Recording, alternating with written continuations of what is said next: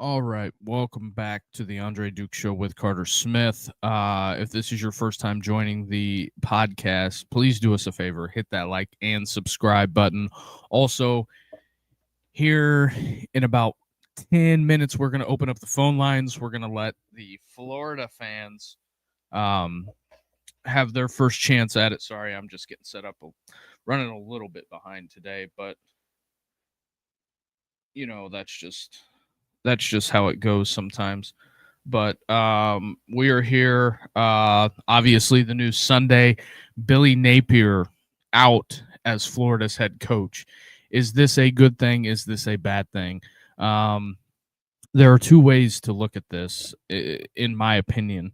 You can look at it as Florida made the right decision for the program going forward. They went down there, or not went down there, but they have made the decision, and it is what it is. Scott Strickland makes the decision to relieve Billy Napier of his duties effective immediately on Sunday. Hold on, I got to get this retweeted in the fun world of content creation. But yeah, Billy Napier out.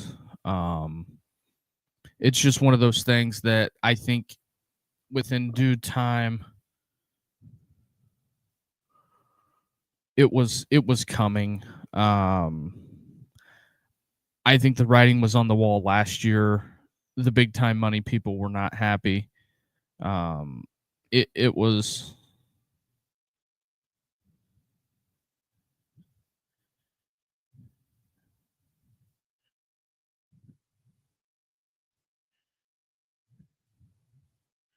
that's just kind of the way it went.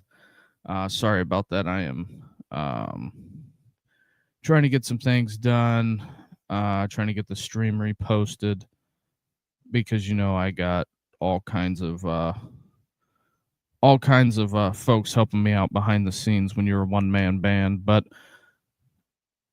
regardless, Florida makes the decision. Now here comes the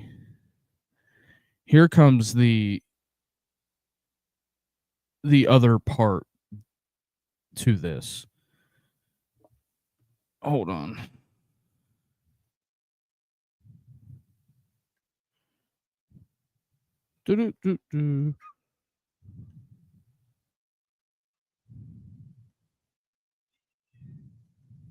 So there is that. Let me get this done, and then we'll be ready to rock and roll. But so Florida, they make the decision to move on from Billy. There's two ways to look at this. You can take this as I've seen a lot of Florida fans rejoicing because of this. Do I think that they should be rejoicing? I think moving away, me being the hand raised guy in the room looking at this, I say it's very risky because I know Lagway comes out and says, I'm a Gator man, and things change. Billy Gonzalez gets named interim head coach.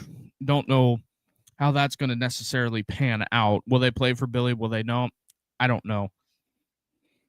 But what I do know is that I've seen a lot of people clamoring for Billy Gonzalez on the side of it, that he's a Florida guy. He's been there before. All the talking points. I get it. He's been there. He was there with Urban. He was also there, and he's back. But also, let's not forget, Billy Gonzalez left a sticky note on Urban Meyer's desk with his dealership key, and that is fact. That story is out there. He left his dealership key and a sticky note on Urban Meyer's desk and left. That's how he told him he was going to LSU. That is a fact. That is not fiction. That is a true statement. That is a true story. If you go ask the guy that I heard that from, he'll tell you the same thing. So there's that. So for everybody that wants to say he is the Florida man, the Florida czar, what have you. That's fine. I'm not going to argue with you about it. I'm not going to go back and forth about it. I'm not going to do a whole bunch of yelling and screaming about it. But they made their decision. But now let's look at revisionist history here. Urban was also an ass hat when people quit.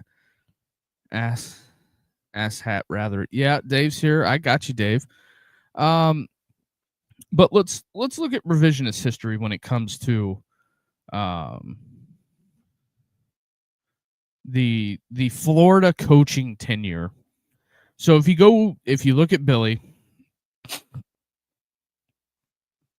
22 and 23. We won't know how the Napier tenure ends.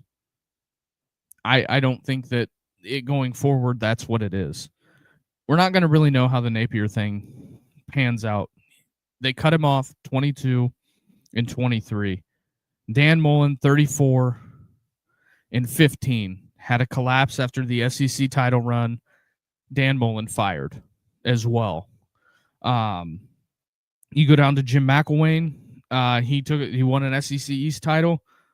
SEC East titles. Culture issues, offensive decline. 22 and 12. Mutually parted ways. Will Muschamp was also 7 games over 500. He was 28 and 21. He got 3 years. They had great defense, but the offense never got it going. And then you have the Urban Meyer tenure in there. Urban also, I'm not gonna dive deep into this because I am an Urban Meyer truther when it comes to this. Was he a great coach? Yeah, Urban was great. Did Urban leave because he didn't want to get fired because his ego couldn't handle it? I think that's what happened. And he takes a year off and he's magically healed and he goes and has an undefeated season at Ohio State and doesn't skip a beat. Do with that information what you will. But if everybody wants to go back and think in time, they were going to can him. And Steve Adazio took over the program, rode the ship, and Urban steps away, takes a year off, goes and does TV. And then also the other crap that some other podcasts have put out there, that Urban Meyer went on some barnstorming tour when he was assembling a staff at Ohio State. The majority of the people that he hired there were from his assistants per sources, was from his agent per sources. And then Ron Zook was an elite recruiter, had all kinds of talent. Ron Zook was 23 and 14, fired. And then he comes in to replace Steve Spurrier. Now, am I a crazy person that when you look at the tenure of Spurrier and Meyer, I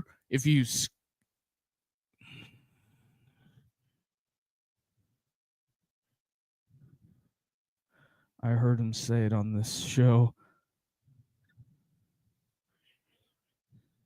Yeah, he's out right now. I hear you, Dave. And we're getting ready to open the phone lines. Then you have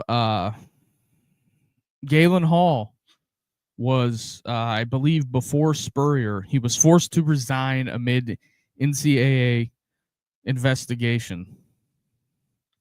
Every one of the coaches from basically 1970 on, almost all of them have a winning record and they've all been fired. Don't you think that's kind of a problem at Florida? I'm just curious. I think it's fascinating. I find it very, very interesting that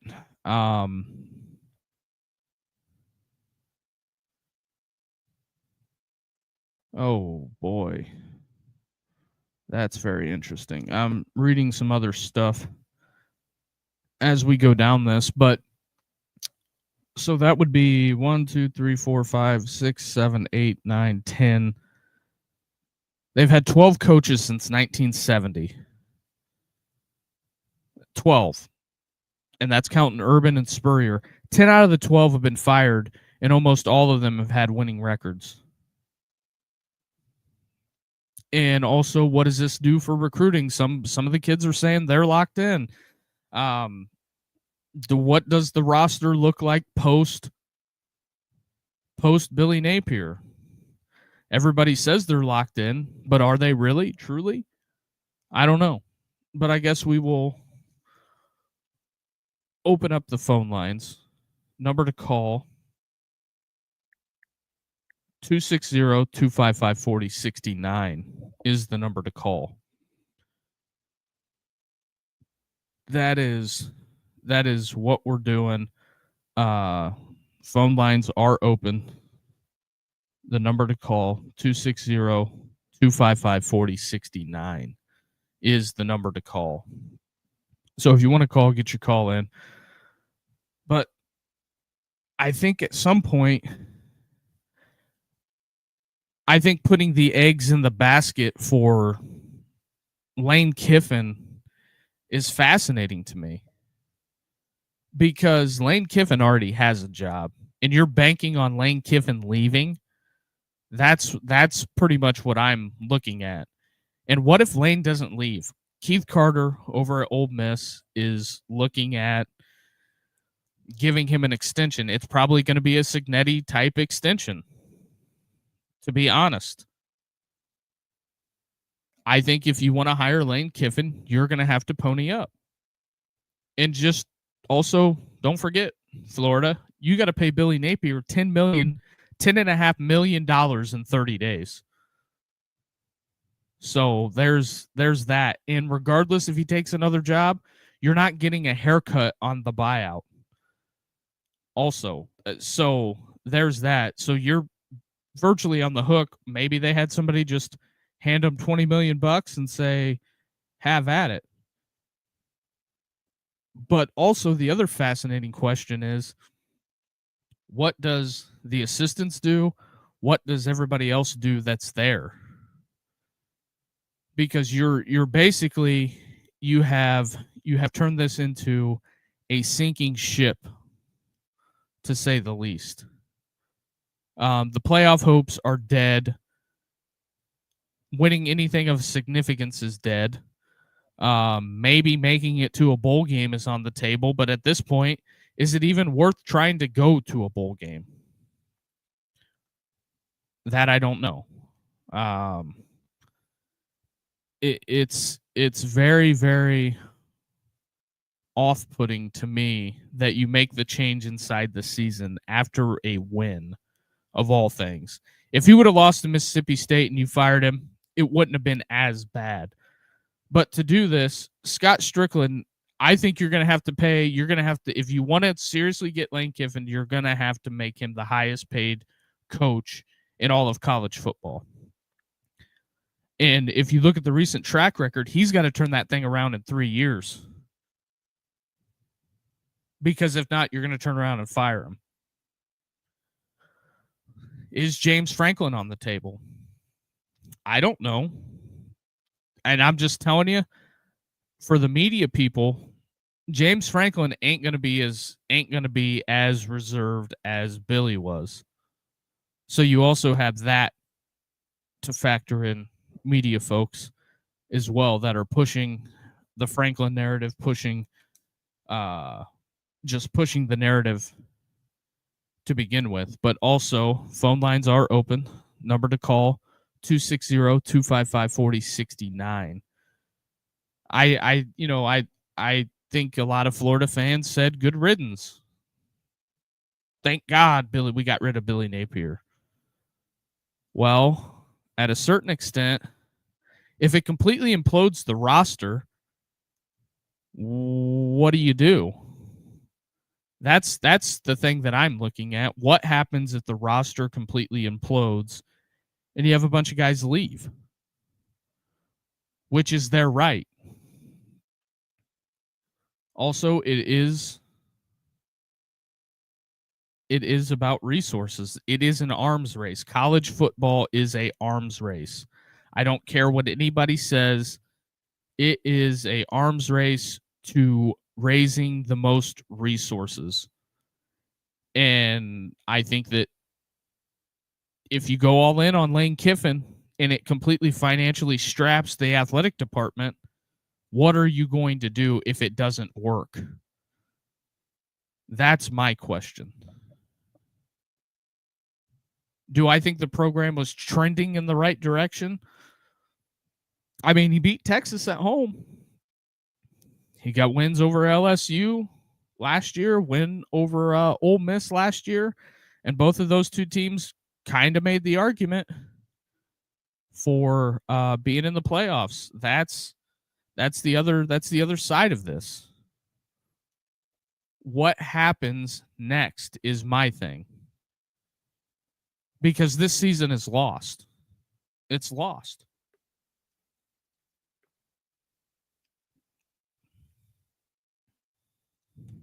It is a lost cause. It is a captain without a ship at this point. Can maybe Billy Gonzalez come in and stabilize it and keep the roster together? I sure hope so. Because if he can't do it, the biggest thing is that they better hope that they keep DJ Lagway. And for all the Gruden people, do I think John Gruden is a great coach? Yes. Do I think John Gruden is an NFL coach? Yes. I think if you look around at the way some of the stuff has gone with NFL guys coming to college, it might work, it might not. What are you going to have to pay them? These dollar amounts are real numbers. It's not just like the NFL where it's made up cap room. Somebody at the end of the day is going to have to pay for that. And I don't think people want to realize that, because in operating expenses in the SEC, this is 2024, the fiscal year of 2024, Texas, number 1, Alabama, number 2, Texas A&M, number 3, Tennessee, LSU, Oklahoma, Georgia, Kentucky, Auburn, South Carolina, Missouri, then Florida. So you mean to tell me out of 16 schools, you're 12th in revenue spent, and you're trying to hold this guy to a standards of playoff or bust? It sounds like to me you didn't invest in the program like you should have. It sounds like to me that whatever you put into it is what you're going to get out of it. I mean, Ole Miss is sitting pretty because they're getting hella return and they're not spending a ton of money. Ole Miss spent last year $157 million. Florida spent almost $20 million more than they did. And look at the results that they got on the field. That's why the NIL in making this an arms race is so damn important. And I think if people can't grasp that, you're falling behind in the times. That's the big thing. You're falling behind in the times. I get it. You know, a couple of schools on the list, Texas A&M, LSU, they just have blind spenders. I get that. And I'm not saying go be Texas. But at a certain extent, somewhere the buck has got to stop. And to be honest, I can't believe Florida is going to allow Scott Strickland to make another coaching hire. I don't know, are you going to end up in a Texas A&M situation to where you're paying Jimbo Fisher? I've heard his name kicked around. Do you send Jimbo to Florida and hope it works? I mean, I don't think you would have to pay him an ungodly amount of money, to be honest. I don't think so, because Jimbo's still got that A&M money. So that's That's where I'm sitting on it. I don't think that it gets to where the expectation is meeting reality.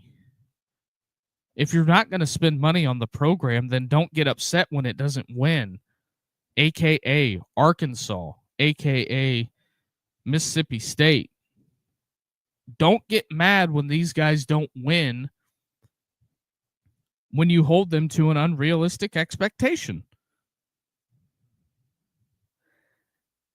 And outside of Spurrier and Urban, they're the only two people that have won big there.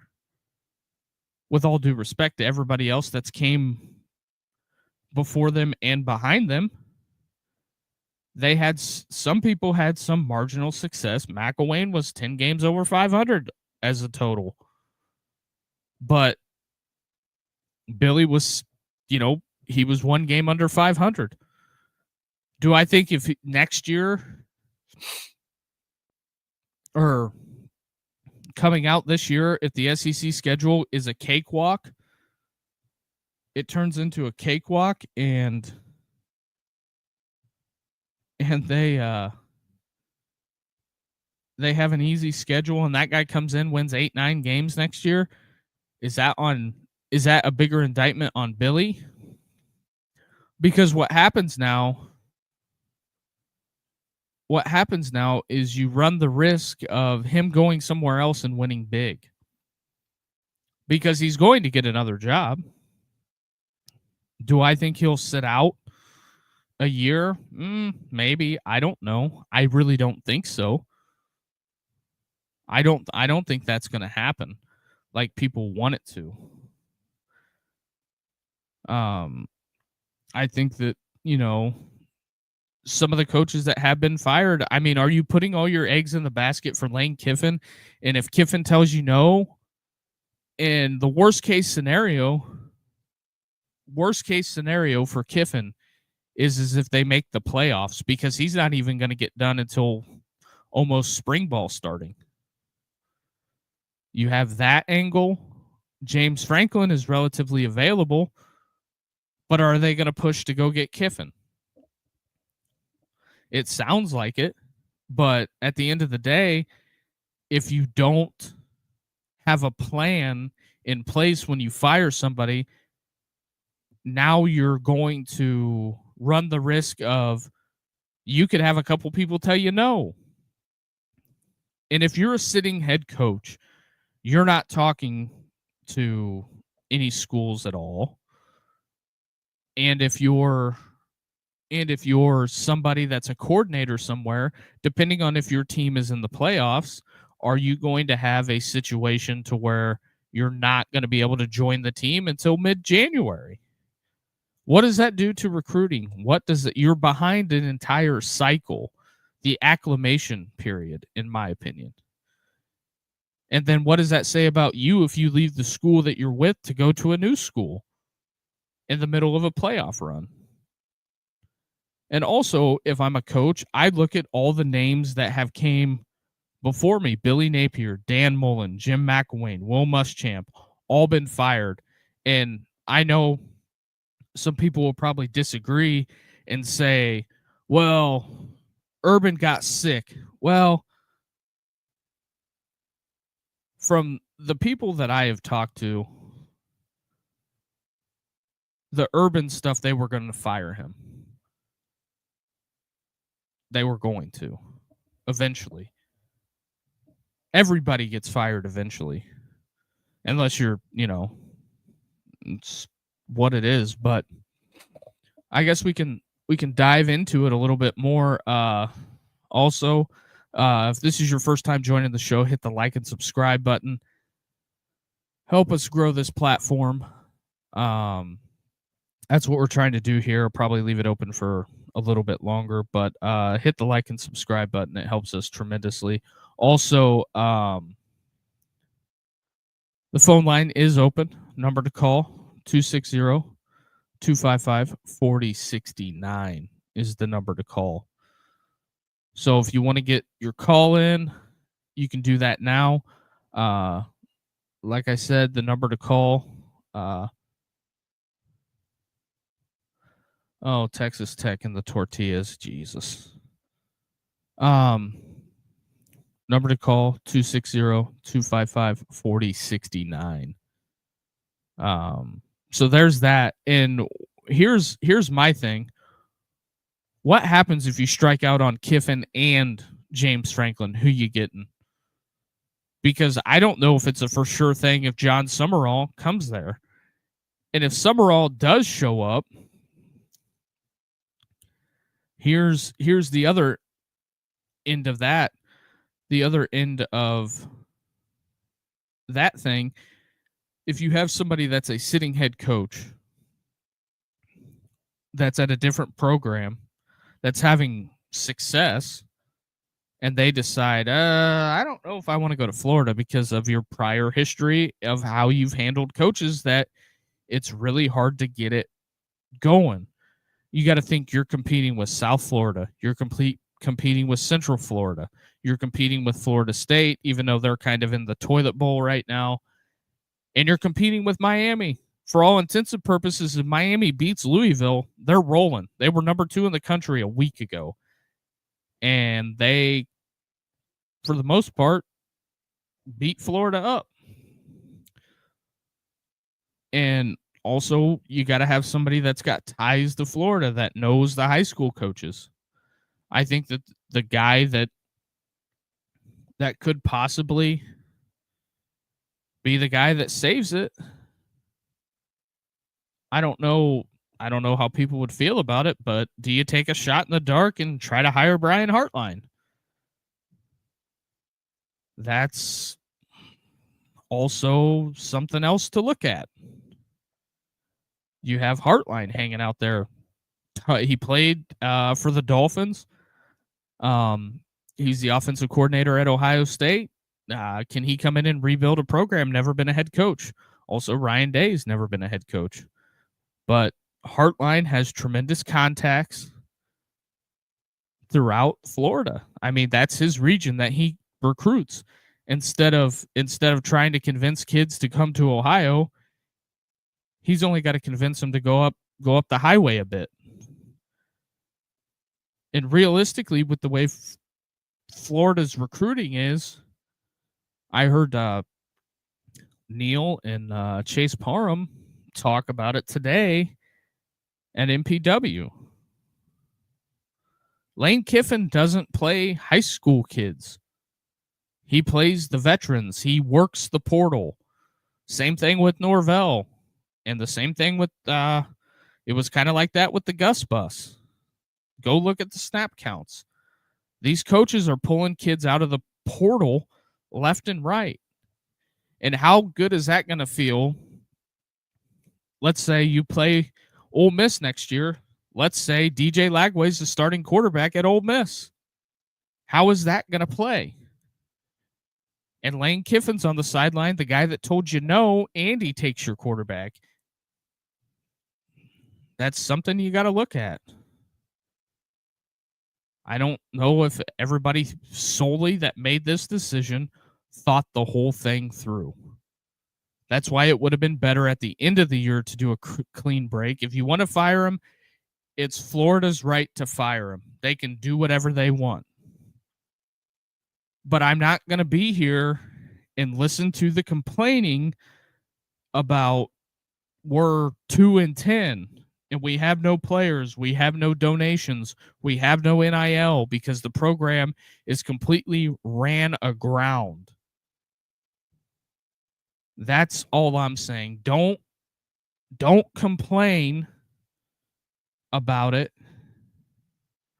when it's not working. And also, I think the interim tag is bad. This is also one thing I will say about the interim tag is that be upfront with the guy that's the interim too. Is he going to get the job? If he doesn't have a realistic shot at getting the job, then tell him up front. I know the whole adage is we want to compete and we got to All interim coaches sound like are soundboards. Go watch Oklahoma State's press conferences. Go watch anybody that, like the Bobby Petrino thing, what's going on at Arkansas. Hunter Yurachek said publicly, we probably didn't give Sam the resources. If Billy had all the resources under the sun, then why is Florida 12th in revenue spent?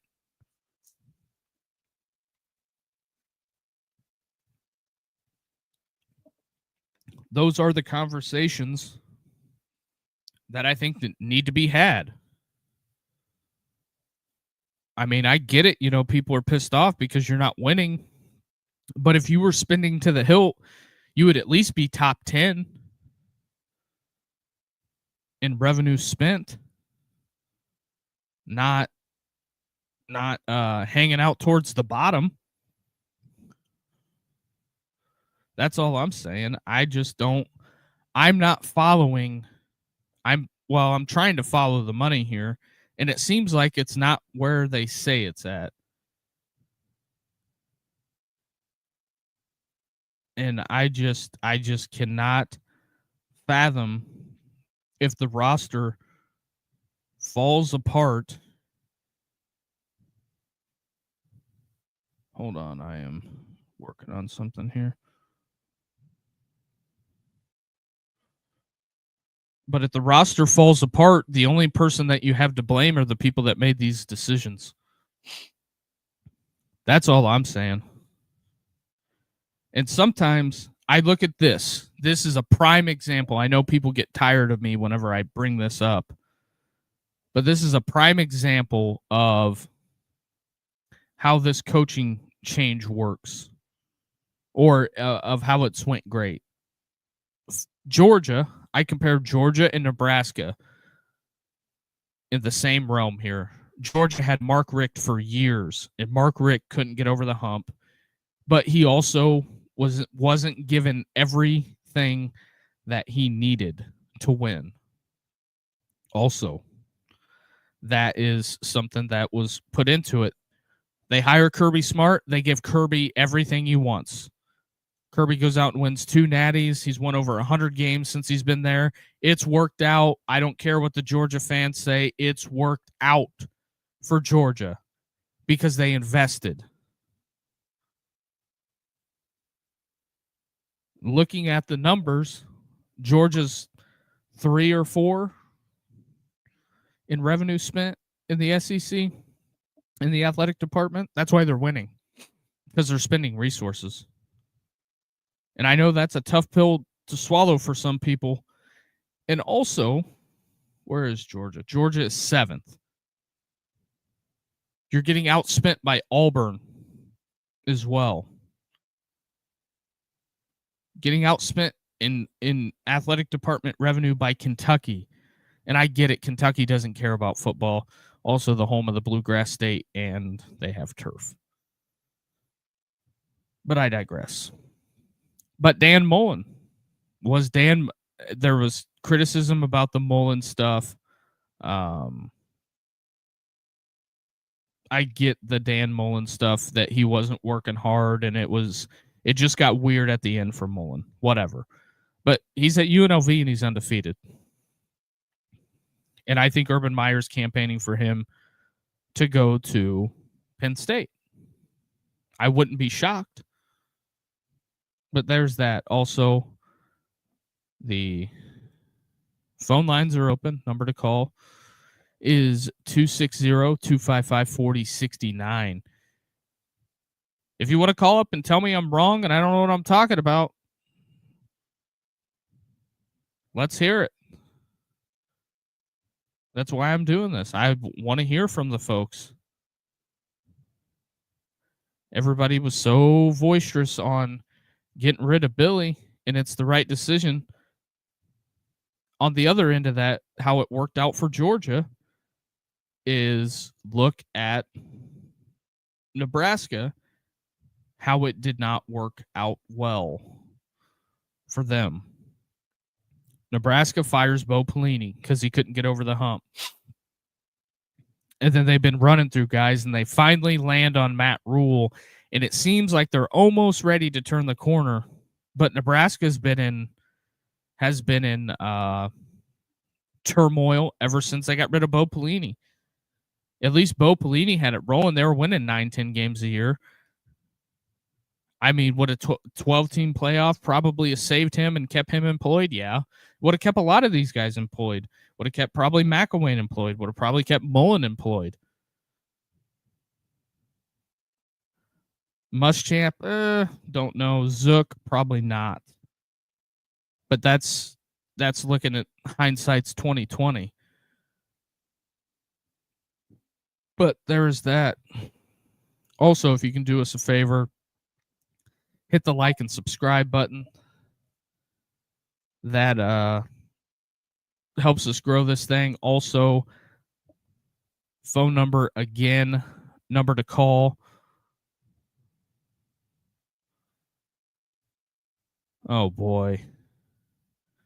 It is getting wild out here in the coaching search.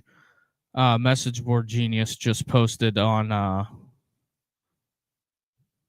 the Ole Miss thing on their message board, Rebels 247.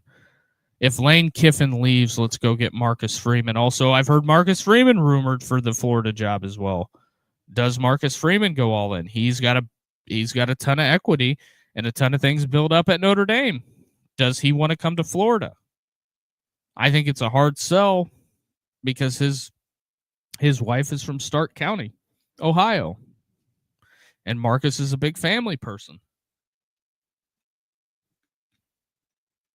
If I'm Marcus Freeman, I am staying at the Dome. Not because we do a lot of Notre Dame content on this channel. That was mostly Carter when he's on. He loves him some Domer stuff.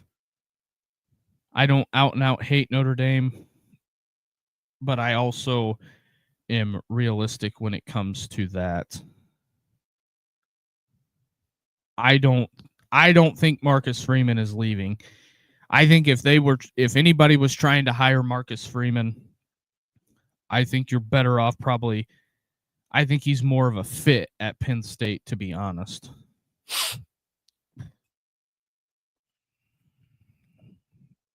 And I think infrastructure-wise, Penn State's set up better than Florida because you got to go and hire a all-new staff at Florida. Unless you're going to retain some people, I would say Billy Gonzalez will probably get retained. He's been there the longest out of everybody. But you got to think at Penn State, you got Jim Knowles just coming off of winning a national championship. And I know this is a tough conversation for some people to have.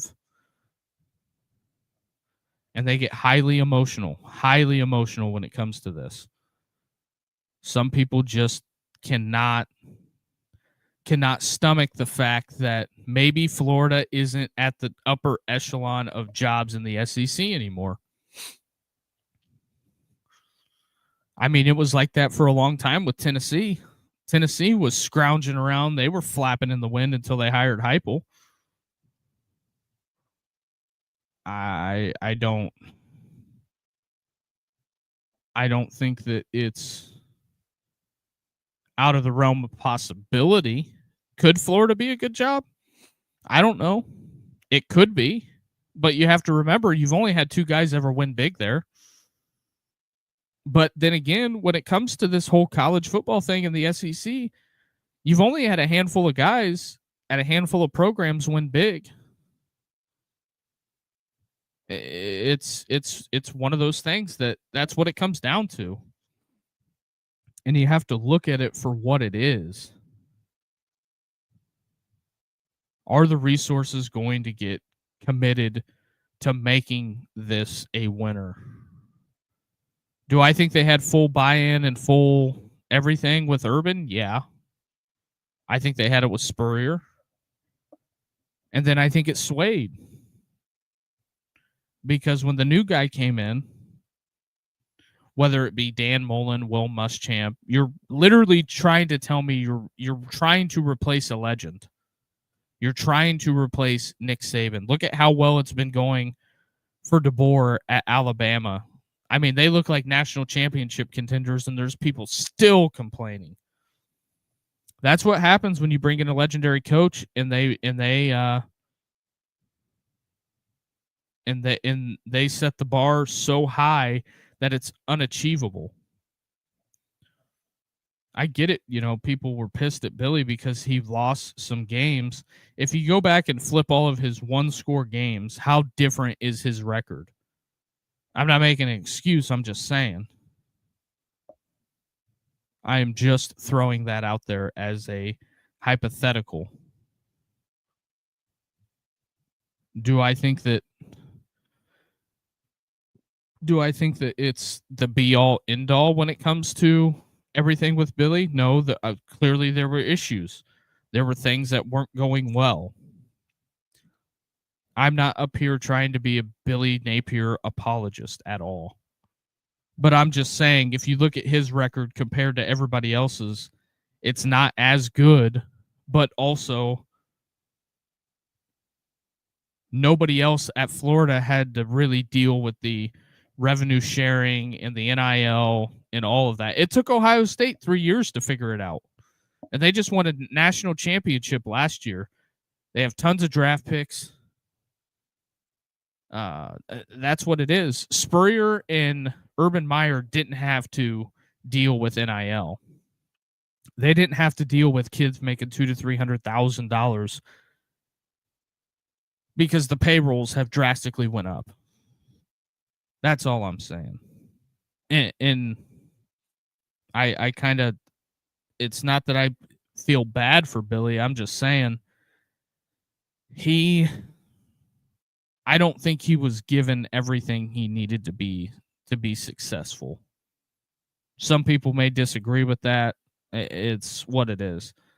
And I'm not trying to compare it to like the Auburn situation because I think Auburn is spending money hand over fist. I think Miami spent money hand over fist, and they want results.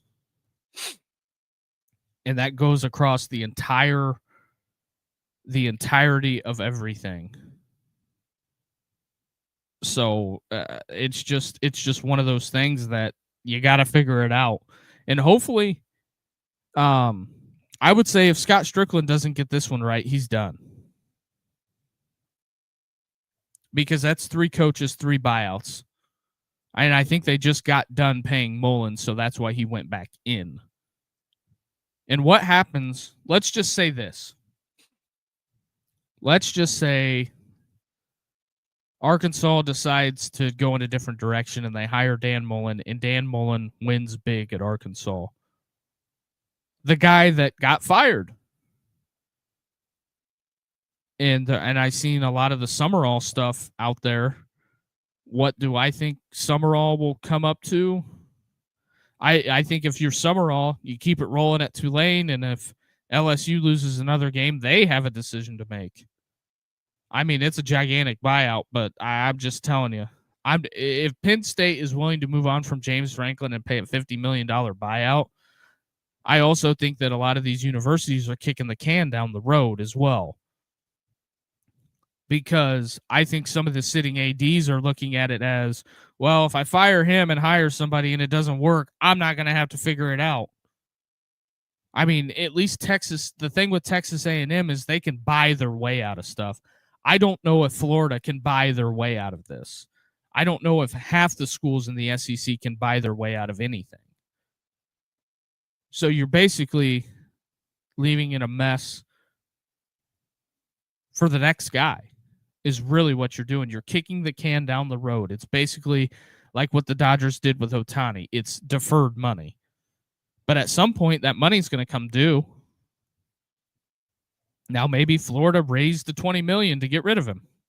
I'm not going to sit up here and tell you things I don't know. Maybe they did, and that's why they did it. But I know in 30 days, they have to pay him $10.5 million of it up front. And whether he takes an offensive coordinator job for $1 million, you still have to pay him that other $10 million. That's the thing with the agents and the contracts now, because the agents got real smart about this. They got very smart about this, and I don't think people realize that they went when they went to hire coaches, they went in there and gave ironclad contracts on buyout language. Because the agents don't work for the schools, they work for who they represent. Because 9 times out of 10, your agent is kind of your attorney. Billy's gonna ride off into the sunset with $20 million of your money, Florida, because you got too impatient. And if it implodes the roster and sets the program back, I mean, you're hovering on. Florida is looking. They are staring Tennessee/Nebraska in the face. How bad was it up there at Tennessee? Yeah, that's what you're looking at. Because if you're strapped financially and you can't hire the coach you want, what are you going to do? Settle for somebody you didn't? That's like the Tennessee fans. The Tennessee fans got pissed off at Lane Kiffin for leaving when he went to USC. Mark calls Neil and Chase's show. Said, well, Lane Kiffin didn't make him hire Derek Dooley or Butch Jones. And that's a fact. That's like everybody wants to complain about Muschamp, McElwain, and Mullen and Napier, and they want to blame Urban Meyer for it. Urban Meyer didn't hire those guys. You did. The university did. They made the decision to hire them. It's just like Ron Zook. But they got out of it because Zook recruited really well, and then they hired Urban Meyer because he was the hottest name in college football coming off of Utah. He was. And I kind of put a bow on this and say, well, when the Urban thing was going south, you had all the stuff that went on with that. What was it? 31 arrests. This is my thing with Swamp Kings. They made Swamp Kings a puff piece for Urban in case he wanted to get back into coaching. That's why he agreed to that. And I'm sure there's tons and tons and tons of hours of taped recordings of shit that did not get aired. I guarantee you that. Look at the people they talked to. Zach Smith was there. He's told tons of stories about it, about how everything that went on there was not told. So I'm not trying to bash the ethics of Urban Meyer here, of Urban Meyer. I'm just saying they didn't tell the full story. But I digress. But also, at the end of the day, nobody made you hire Billy Napier. You offered him the job and he accepted it.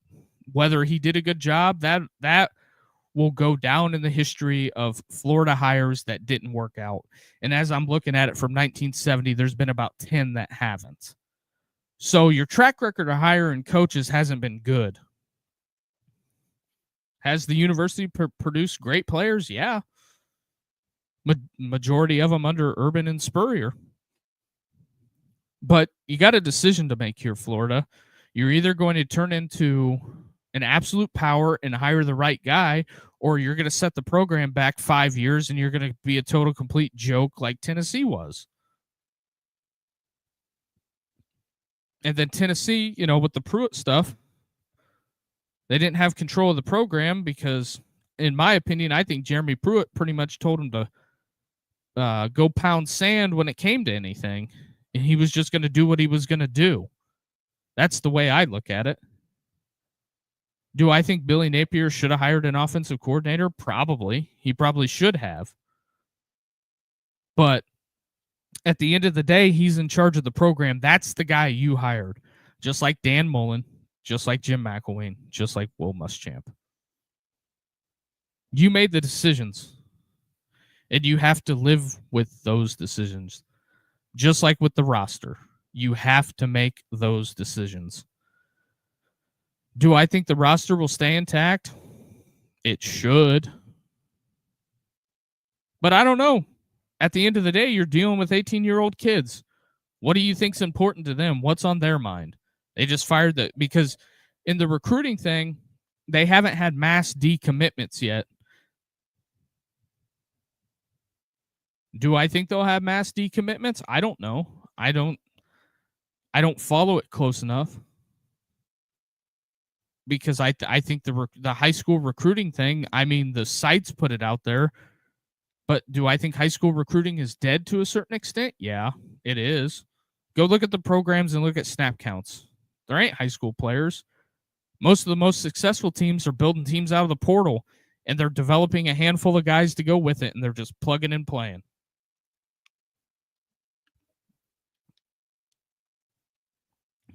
Look at Ohio State. Look at Ole Miss. Look at Notre Dame. Not taking a ton of guys out of the portal, just guys that they need. But also, I think Florida's going to get their feelings hurt in this coaching cycle because let's say you don't get Kiffin, you don't get Franklin, you got to hire Pat Fitzgerald. That'd be a hell of it. That would be interesting. I would pay to be a fly on the wall. I think Pat Fitzgerald's a great coach. Whether what happened at Northwestern is true or not, I'm not debating the whole facts of that case because realistically, when it comes to stuff like that, who the hell knows? But I'm just saying, I think the university could get their feelings hurt on this one because no one wants to go there. I have laid the track record out there. Every coach you fired except Napier, the last 4 have all been over 500 and almost by Muschamp was 7 games, McElwain was 10 games, Mullen was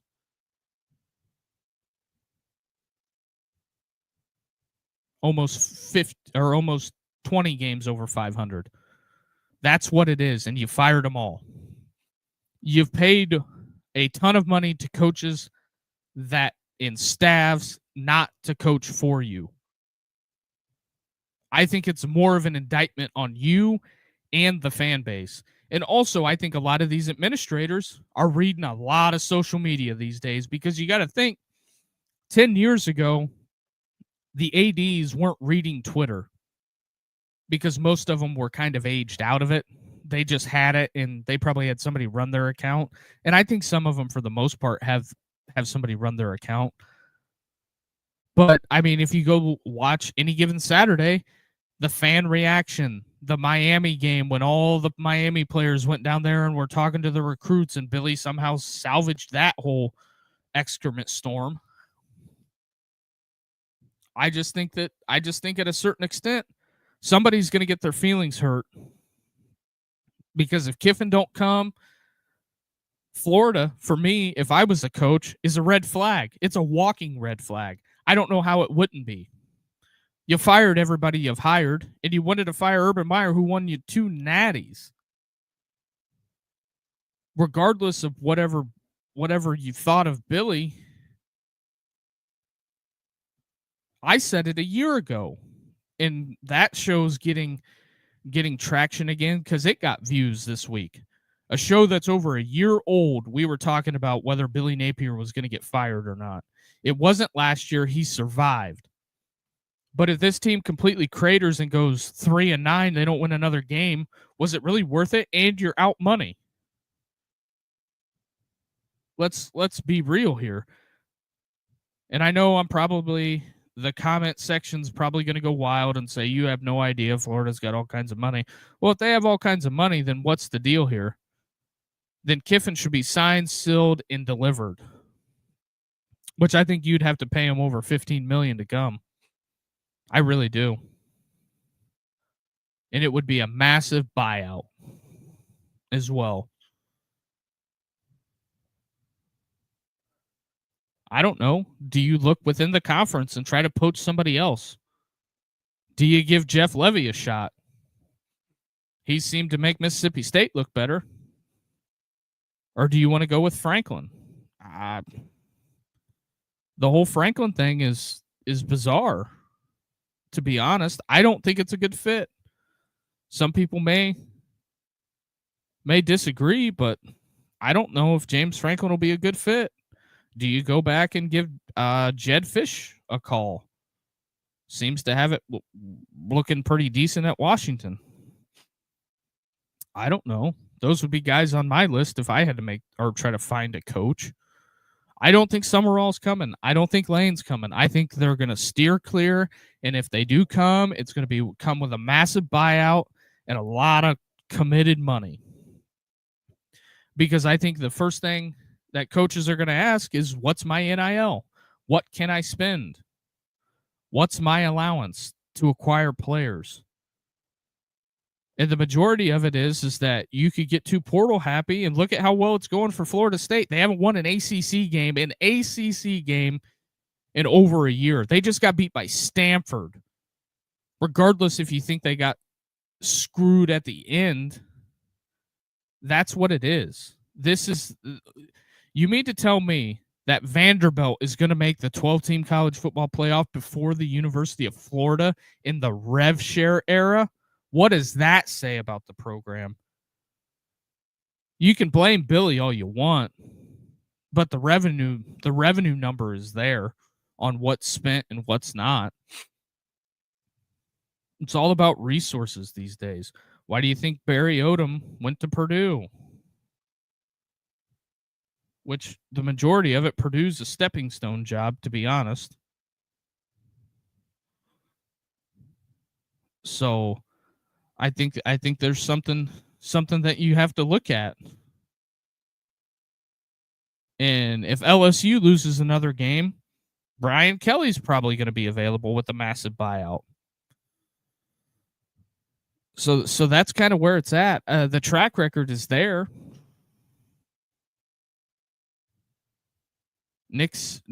Scott says, Nick Saban blank check to Florida. Nick Saban ain't coming out of retirement. Now, will Nick Saban campaign for guys to get jobs? Yeah. Nick Saban ain't coming out of retirement. That ain't happening.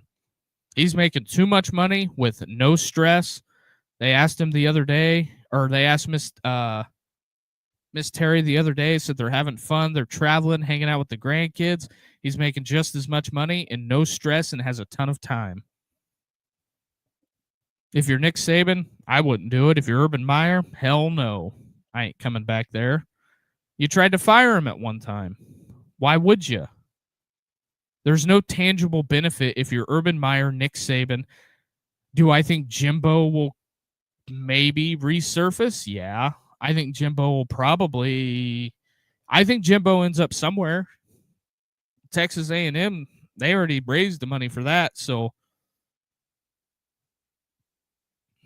it's just a matter of what you think of it. But also, I'll leave the phone lines open for a little bit longer.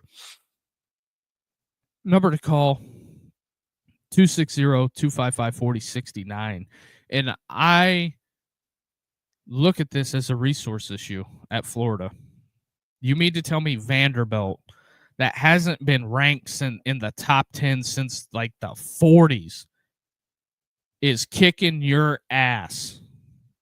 Vanderbilt, the doormat of the SEC for years, is taking you to the absolute wood chipper.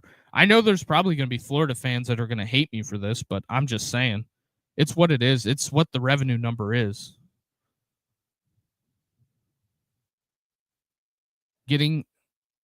Vanderbilt isn't outspending you. Neither is Ole Miss or Arkansas. Expectations versus reality. This was supposed to be the year at Florida, and it didn't pan out. Now you have fired the coach. And what happens if you have a bunch of guys, whether it be today, tomorrow, next week, hop in the portal and GTFO? What are you going to do then? Because that would be my two questions. What is my rev share? What is my rev share, and what's my buyout? Same thing with Ed Orgeron. He got paid $17 million to go away. I don't know if LSU's still paying Eddie O. They might be. Might be coming up. That's why his name's popping up. I think in hindsight, Billy should have probably hired an offensive coordinator, but I wasn't there. But the report after he got fired comes out that he tried to hire Charlie Wise Jr. I seen a bunch of people reporting that. So there is that. Also, we're going to do the main show tonight, which is not going to be so Florida-centric. Also, Phone lines are open. Number to call, 260-255-4069. If you want to get your call in, get it in now. We're going to leave it open for a little bit longer. And after that, we will convene and we will go back to go to the main show for tonight. But I mean, it's just like the Luke Fickell stuff. It is like the Luke Fickell stuff at Wisconsin. Wisconsin comes out and says, hey, it's our bad. We haven't been spending money. Well, whose fault is that? Is that Luke Fickell's fault? Because he has no money to go acquire players, that they probably lost players in the portal that they were recruiting because they were a couple $100,000 short of where they needed to be. And the people that didn't embrace the rev share and the NIL, look at their programs, or didn't think that this was going to be something that was going to be important going down the road. I don't know how you can't think that going forward. That's all I'm saying. By the time this thing hits, by the time people figured out that, hey, we needed to get this thing figured out, it was too late. It was way too late. You can't put the toothpaste back in the tube. Literally. The rev share thing is here to stay.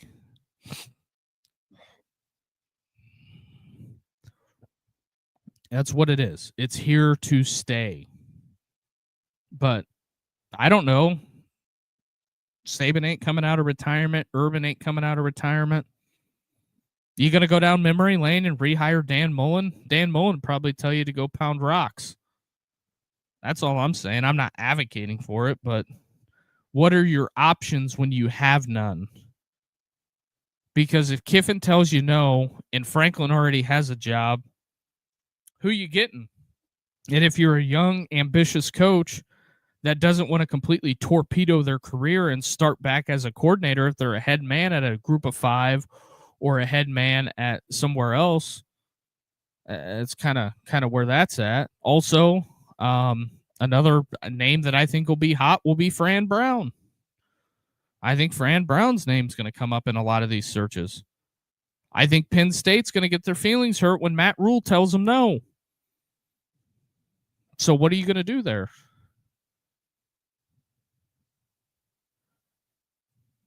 It's on the old ESPN right now. 3-4 start. Billy Napier out at Florida. I think that there's going to be a lot of feelings hurt. I'll be interested to see what they're going to do. Because realistically, you're looking at starting at ground zero, to be honest. Ground zero. A complete rebuild, tear it down, start over. And that's only going to be what? The 1, 2, 3, 4th time you've done that in, I don't know, 15 years. You've had to completely rip the program apart and restart. And you're pretty much back at where you're at. Or you're back at square one again. But 5 more minutes, and then we'll get out of here and get ready for more of the national show. But I just wanted to come on and give my thoughts on the Billy Napier thing. Like I said, number to call, 260-255-4069 is the number to call if you want to get your call in and talk about the Billy Napier thing.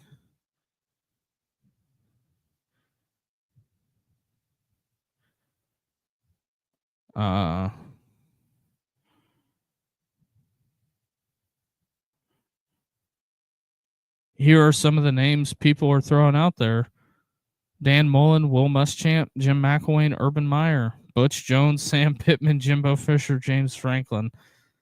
Yeah, Tennessee fans, it's all lane. It's all lane stuff. It's down to 4 names, Dan Thompson of On3 said. UF grad. I guess we'll see.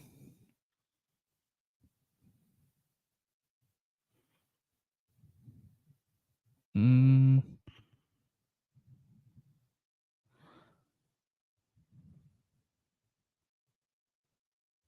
I think that this is bizarre. We'll see. We'll see where this thing shakes out. But I guess since nobody wants to call and talk about it, I guess we will end this one and get ready for the show tonight. Appreciate everybody that has stopped by, that tuned in. Hit the like and subscribe button and help us grow this thing. We will see you in about an hour for the 7:30 night show. So there is that, and we'll catch you guys later. The only thing I have to say to Florida is good luck. Hopefully you get the guy you want, but there's a lot of time in between now and into the season, to the end of the season. And some of the guys you may want to hire, their season probably ain't going to be over until mid-January. So there is that, and we'll check you guys later.